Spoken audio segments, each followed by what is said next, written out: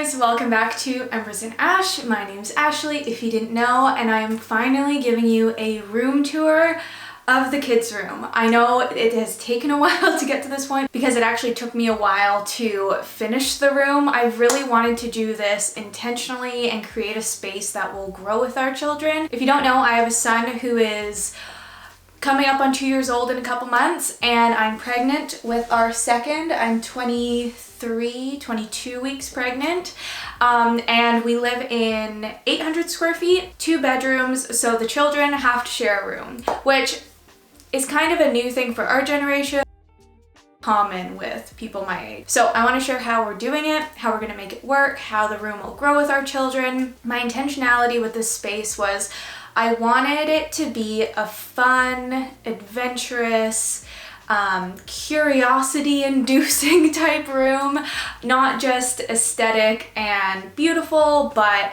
like I said, fun for the kids. So I feel like I've achieved it while still staying within the realm of things I like. So yeah, that's enough babbling. I think I'm ready to start showing you around. Okay, I want to start off by showing you the posters I hung on the wall. I wanted to do something on this wall, but nothing crazy because the back wall is the main feature of the space. And I found these posters at a local small shop, but I can link them for you because I don't know, I found them online as well.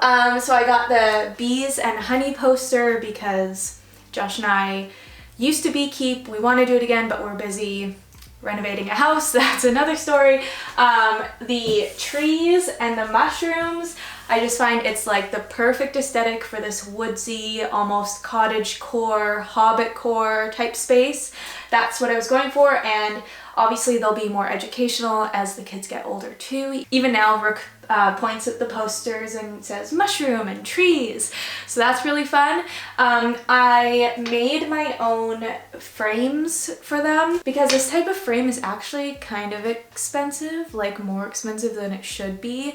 So I just took 2 pieces of trim wood, I think, like some sort of finishing wood from Home Depot, cut them to size in store, and just taped them onto the poster and added some string to the top. So what could have been like, you know, $60 to get 3 of them pre-made turned into like a $10 project. So I'm really happy with these. I feel like they fit the space perfectly, but they don't overwhelm. Next, I want to share with you guys the coolest addition to this bedroom makeover, which is our Misa smart thermostat for electric baseboard heaters, and they're also the sponsor of today's video. Misa is a smart thermostat that allows you to stay in control of how and when you heat your home from anywhere in the world. With Misa, you can adjust the temperature manually on the thermostat, or you can do it from your phone at any time from anywhere. But the app does so much more than change the temperature. My favorite feature is that you can set schedules for when you want the heat turned up high and when you want the heat turned down based on what your life routines are like. This means that you're saving money on your electric bill without compromising your comfort, which is huge. Another really awesome feature is that Misa actually generates in-depth energy reports, so you can actually see how much you're spending and saving. For us, this means that I can have the heat on a little bit higher during Rook's naps and overnight because he's not old enough for a full-on blanket yet. I want to make sure that he's not getting cold at night, but then during the day when we're not in here as much, the Misa automatically turns the temperature down based on the schedule that I've set, which again is saving me money in the long run, especially over time. And once again, I can always change these schedules at any time from anywhere. My favorite feature that Misa offers is the geofencing, which is where you connect your phone's location to your Misa thermostat, and whenever you leave the house, Misa will automatically turn the temperature off in the house. So again, you're not wasting money on energy that you're not using. So for example, if we're staying out late one night and we're not getting home till 9 or 10, Misa knows that I'm not home and knows not to turn up the temperature in Rook's room until we actually get home.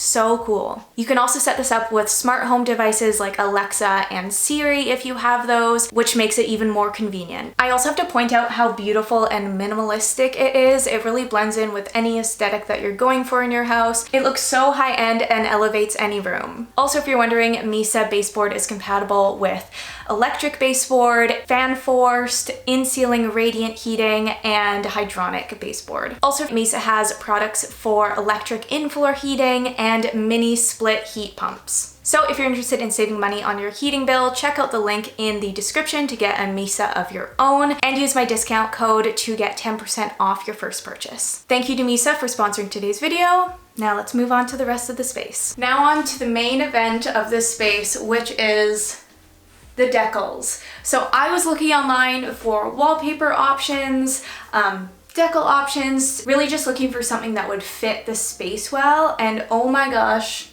this is the most perfect thing I could have come across. These decals are by Dearest Little Decal. They did send these to me and I'm so blown away with the quality of the product and the beauty in the detail. I just love how realistic the images are, and I don't know, they're just so perfectly beautiful. I was able to put them on the wall by myself and it honestly was a really fun process. I know that putting up wallpaper can be really intimidating and, you know, decals can also be intimidating, but it really was a straightforward process. They have a YouTube video explaining how to put them on the wall. What really sealed the deal for me was that there's this little bear in the corner there, and Rook loves bears, so I immediately knew that I had to get this. And yeah, I'm just obsessed. This is the most perfect thing I could have gotten for this room. Love it. Moving on to our bedding options, we have just a Ikea crib here. I forget what this one's called, but it's like the standard crib that everyone has. And then I just have a floor bed on this side. So my plan is once the baby comes, they will stay in their bassinet in our bedroom for probably 6 months. Rook is still sleeping in the crib right now. And once, like I said, the baby's 6 months old, they will transition into the crib and Rook will be moved to a floor bed. That's the plan. This is obviously set up right now, but we're not actually using it because baby's not here yet. But yeah, I think this is the most functional for us because I didn't want to get 2 cribs. I don't want to pay for that. And this way, if everything works out how I'm hoping it will, Rook will be 2.5 by the time he's getting kicked out of the crib, which people suggest kids stay in cribs until 3. So I feel like that's fine. But then you have the other side of things where people say that floor beds are better for kids, so, or like for young toddlers, so I don't know. This is just, I think, what's gonna work for us, like I said. Maybe eventually we'll get a proper bed frame for in here, but again, I want this room to grow with the children, so my plan is once the baby has grown out of the crib, then we can put bunk beds up. So I don't want to buy a bed frame just to get bunk beds. That's what I'm thinking anyways. And then we just have an Ikea dresser. I don't remember what it's called. I will put it on the screen. I really like the size of this. It works perfect as a change table. I won't show you everything in here, but my plan right now is in here we have diapers and wipes. I'm hoping that Rook will be potty trained before the baby comes. We'll see. I haven't actually started yet, but it would be nice if I just had 1 set of diapers in here. Then on this side I have gear and bibs and a haka, stuff for more like of that newborn baby phase. This top drawer is all of Rook's clothes. This drawer, or not top, but like first big drawer. This drawer is all of baby's clothes, and then the bottom is more gear and mattress covers, that kind of stuff. And then we do have a closet that I'll show you. Well, you'll see that it exists, but I'm not actually going to show you in the closet because it's a disaster, but it's kind of like an organized disaster. It's just where we keep all of the baby gear, which really does like add up over time. But really there's no clothes in there. Everything that they are currently wearing goes in here, and then we have under couch storage for all the clothes that they're not currently fitting into. So I like to try and keep it relatively minimal and only have one drawer's worth of clothes. That keeps me in check with not overloading the clothes and making my life more difficult. And then we just have the diaper genie over here. I don't love the diaper genie. I think I want to get a different diaper pail system because I don't like paying for the bags and it always breaks. I don't know if that's just a me thing, but I'm not the biggest fan of it. As for the rug, I got this years ago from HomeSense. I would like something different, more fun and whimsical, but I already have a rug and I don't want to buy another one, you know? Moving over to this corner of the room, it's very strange you can see me in that mirror, but that's the closet there. I've thought about replacing the doors with different closet doors that are a bit more modern, but I actually kind of like that they're mirrors because I don't have a full-length mirror in my own room. I don't know. We'll see what happens. But we have our rocking chair here for nursing the baby. This is just an old fur blanket that I have, faux fur, and Rook loves it. He's such a blanket boy. He loves being wrapped in a blanket. So it's officially become a blanket for his room. This pillow cover I saw on Pinterest and was obsessed, had to order it. It's from Etsy. I'll link it below. It's super cottagecore and cute.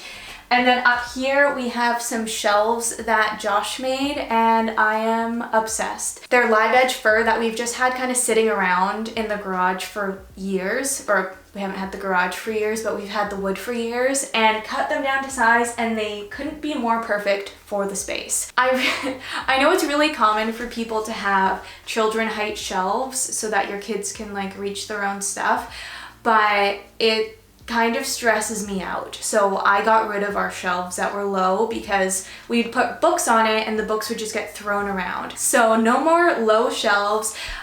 Specifically, I realized the need for high shelves for all the knick-knacky, trinkety things that you just accumulate. So we have things like this, what do you call this? Hand-stitched R for Rook. A subscriber sent that to me, thank you. And then I have this little cottage clock thing, which actually was the inspiration for the whole room. I found this at the thrift store and thought, this is what I want the room to be. I'll go through everything else pretty quick. I have some honeycomb from one of our beehives. I have a stick that Rook found once. The thing in the top corner is actually super cool. It's actually a piggy bank customized with Rook's name. It's from a local small shop, so I'll link their Instagram down below. It also fits the aesthetic perfectly of the room. And yeah, I just love having a shelf where I can put all these things and not have Rook destroy them. I also forgot to mention that this space is going to be like ever changing. Right now we have the rocking chair, but once the baby doesn't need that anymore, my plan is to get rid of the chair and make this corner fun. I don't know how yet. Maybe a mini kitchen, maybe a table for drawing arts and crafts, maybe some like kids gymnastic gear. I don't know. I'm just excited that I have this little corner to put something fun for the kids. Okay, so that's the whole room. I really love how it's come together, like I said. I think it's so fun and the kids are really gonna enjoy it over the years, but it's also not overwhelming with stuff. I feel like the space is very manageable and functional for 2 children. We'll see when I actually have the kids, but let me know what you think down below and make sure to go check out Misa again if you're interested in their smart thermostat systems. Yeah, thank you guys so much for watching and I'll catch you in the next one. Bye.